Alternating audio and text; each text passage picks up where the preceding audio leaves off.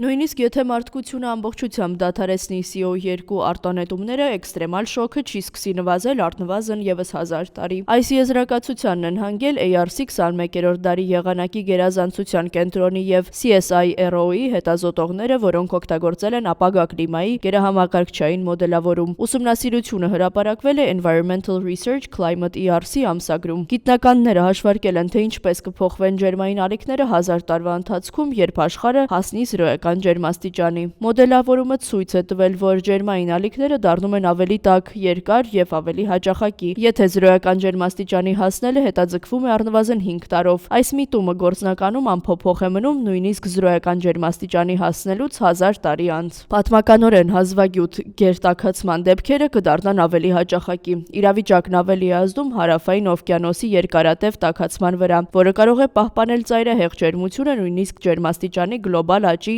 դադարից հետո։ Հաշվարկները ցույց են տալիս, որ եթե աշխարհը զուտ զրոյական ջերմաստիճանի հասնի միայն մինչև 2050 թվականը, արևադարձային երկրներում տարեկան առնվազն 1 անգամ կգրանցվեն ներկայիս ռեկորդները գերազանցող ջերմային ալիքները։ Մեր արդյունքները կասկածի տակ են դնում տարածված այն համոզմունքը, որ կլիման աստիճանաբար կբարելավվի զրոյական ջերմաստիճանի հասնելուց հետո, ասաց Ավստրալիայի ազգային համալսարանի պրոֆեսոր Սարա Պերկինս Կիրկպատրիկը, ուսումնասիրության գլխավոր հեղինակը։ Նա հավելեց, որ տվյալները ցույց են տալիս, որ մարդկությունը պետք է պատրաստվի այնպիսի աշխարհի, որտեղ ծայրահեղ ջերմությունը նորմա է, իսկ հարմարվողականությունը շարունակական գործընթաց։